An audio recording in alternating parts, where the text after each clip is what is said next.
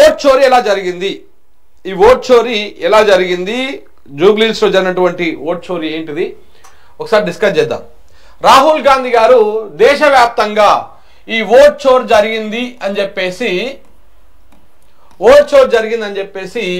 ప్రియతమ నేత రాహుల్ గాంధీ గారు ప్రెస్ మీట్లు పెట్టి మీడియా సమావేశాలు పెట్టి ఇవన్నీ పెట్టి కూడా మాట్లాడుతూ ఉన్నారు. కానీ జూబ్లీహిల్స్లో కూడా ఓట్ చోరీ జరిగింది.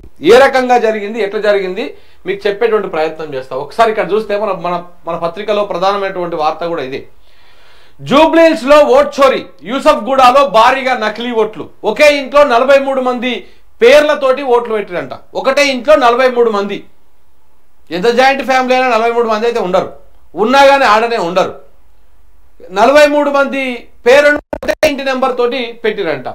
ఎక్కువ మందిది ఒకే సామాజిక వర్గం. బయటపడ్డ కాంగ్రెస్ భాగోతం, దేశంలో ఓట్ చోరీ అంటూ రాహుల్ గాంధీ పర్యటనలు, సొంత రాష్ట్రంలో నకిలీ ఓటర్లు ఈ రకంగా ఉన్నారు.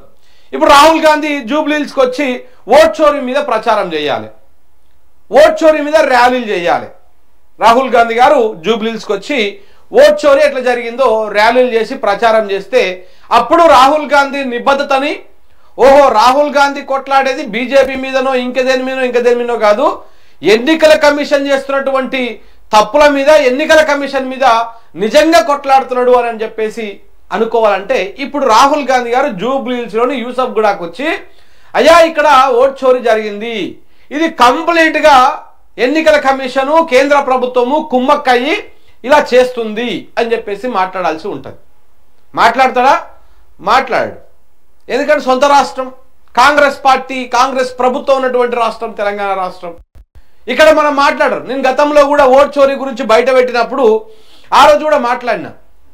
మీరు బయట పెట్టినటువంటి మహదేవ్పుర అసెంబ్లీ నియోజకవర్గాన్ని కర్ణాటకలో బెంగళూరు సౌత్ ఎంపీ పార్లమెంటు పరిధిలో ఉన్నటువంటి మహదేవ్పుర నియోజకవర్గంలో, అసెంబ్లీ నియోజకవర్గంలో సరే మీరు అక్కడ బీజేపీ గెలిచింది కాబట్టి పెట్టిరు. మరి అదే పార్లమెంటు నియోజకవర్గంలో కాంగ్రెస్ పార్టీ గెలిచినటువంటి ఒక నియోజకవర్గాన్ని కూడా తీసుకొని మీరు శాంపిల్గా చూపించుంటే సమాజం నమ్మేది. ఎన్నికల కమిషన్ తప్పిదాల వల్ల, ఈ ఓట్ చోరీ వల్ల ఓన్లీ బీజేపీనే కాదు కాంగ్రెస్ పార్టీ కూడా మా ఎంపీలు కూడా గెలిచిర్రు. సో కాబట్టి ఇది మొత్తం ప్రక్షాళన చేయాలని చెప్తే బాగుంటుండే అని చెప్పేసి ఆ రోజు నేను కూడా మాట్లాడినా. కానీ అది కన్సిడర్ చేయరు. మరి మన వాళ్ళు కొంతమంది జర్నలిస్టులు, మేధావులు వీళ్ళంతా అదేందో అర్థం కాదు, వన్ సైడ్ వేలో అట్లనే పోతూ ఉంటారు. అంటే వాళ్ళకి అనుకూలంగా ఉన్నది ఒకటి మాత్రమే పట్టుకొని మిగతా అంతా వదిలేస్తారు.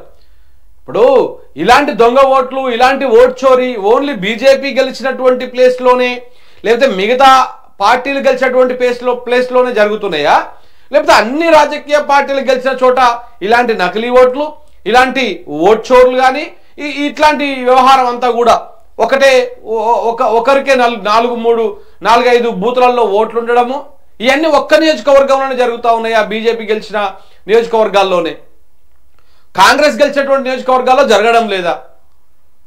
ఇది చూపించాలని చెప్పేసి ఆ రోజు మనం మాట్లాడడం జరిగింది. ఇవాళ కాంగ్రెస్ రాష్ట్రము, కాంగ్రెస్ ప్రభుత్వం ఉన్నటువంటి రాష్ట్రంలో, తెలంగాణ రాష్ట్రంలో జూబ్లీహిల్స్లో ఇప్పుడు ఉప ఎన్నిక జరుగుతూ ఉంది. అక్కడ కూడా ఈ దొంగ ఓట్ల లెక్కలు, ఈ వ్యవహారం అంతా కూడా బయటకు వస్తుంది. మరి దీని మీద మాట్లాడాలి కదా రాహుల్ గాంధీ, ట్వీట్ అయ్యాలి కదా, ఎన్నికల కమిషన్కి సవాల్ విసిరాలి కదా.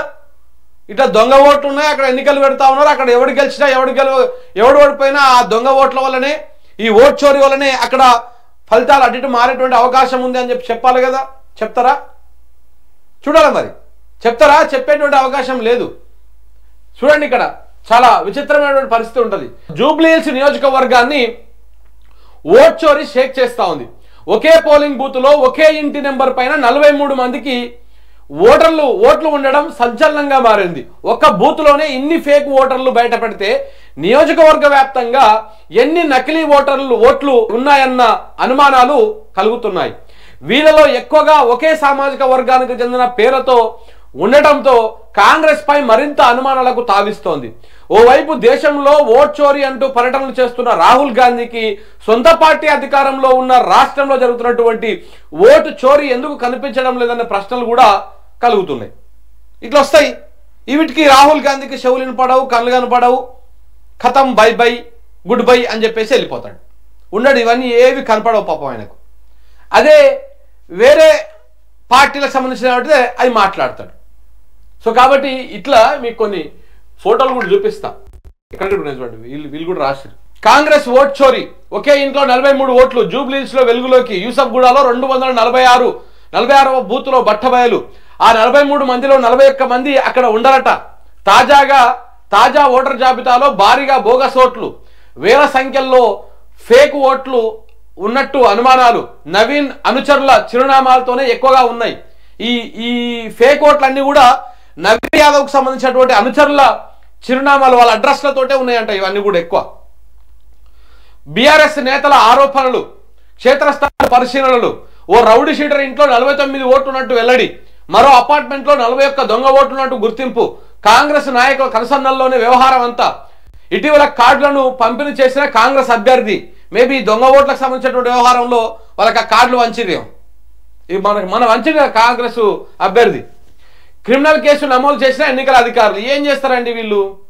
ఇప్పుడు ఈ క్రిమినల్ కేసులు నమోదు చేసి ఏమైతే చెప్పండి? అది ఆ కేసు నమోదు అయిపోయి అది అయ్యే లోపల పుణ్యకాలం గడిచిపోతుంది. గెలిచినోడు గెలిచినట్టే, అది అయ్యే డ్యామేజ్ అయిపోతుంది. ఒకసారి మనం ఇక్కడ ఫొటోస్ చూస్తే ఫేక్ ఓటర్లకు సంబంధించి ఇగో ఇక్కడ చాలా స్పష్టంగా కనపడతా ఉన్నది. ఎంత ఒకటే అడ్రస్. ఈ రౌండప్ చేసినటువంటి వాళ్ళది, ఇగో ఈ రౌండప్ చేసినటువంటి వాళ్ళందరిది ఒకటే అడ్రస్. 1 2 3 ఒక్కొక్క లైన్లో 3 ఉన్నాయి కదా. ఇది 1 2 3 4 5 6 7 7 21. ఇక చూడండి, ఇవన్నీ ఒకటే అడ్రస్ పేరు మీద, ఒకటే అడ్రస్ తోటి 43 ఓట్లు ఒకటే బూత్లో 246 అనేటువంటి బూత్ నెంబర్లో ఉన్నటువంటి ఓట్లు. ఇవన్నీ కూడా ఒకటే బూత్లో 43 ఫేక్ ఓట్లు ఉంటే మరి ఇంకా మొత్తం ఎన్ని ఫేక్ ఓట్లు ఉండాలి? మొత్తం నియోజకవర్గ వ్యాప్తంగా 4,90,000 పైచిలకు ఓట్లు ఉన్నాయి. దాంట్లో ఎన్ని వేల ఓట్లు ఫేక్ ఉండాలి? మళ్ళీ ఈ ఫేక్ ఓట్లు ఉన్నటువంటి, ఈ దొంగ ఓట్లు ఉన్నటువంటి ఈ అడ్రస్ అంతా కూడా నవీన్ యాదవ్కు సంబంధించినటువంటి అనుచరుల అడ్రస్ల పేర్ల మీద ఎక్కువగా ఉన్నాయంట. అంటే కాంగ్రెస్ నాయకులు దొంగ ఓట్లు ఫేక్ ఓట్లు నమోదు చేయించి మొన్న ఆల్రెడీ బీఆర్ఎస్ వాళ్ళు కూడా దీని మీద కంప్లైంట్ చేశారు ఎన్నికల సంఘానికి. అయ్యా ఏదో అడావుడిగా చేసేస్తా ఉన్నారు, ఇవన్నీ ఫేక్ ఓట్లు నమోదు చేస్తావు, దీని మీద ఒకసారి పరిశీలన చేయాలంటే మీకు ఎన్నికల సంఘము కాంగ్రెస్ పార్టీ రాష్ట్రంలో ఏ రకంగా తొత్తులుగా మారాయో మీకు చెప్పేటువంటి ప్రయత్నం చేస్తారు. అసలు మొన్న కోర్టు తీర్పు వచ్చింది. ఈ జీవో నెంబరు 9 మీద స్టే విధిస్తూ కోర్టు తీర్పిచ్చింది, స్టే విధించింది. స్టే విధించిన తర్వాత నోటిఫికేషన్ మీద వాళ్ళు ఎలాంటి స్టే విధించలేదు.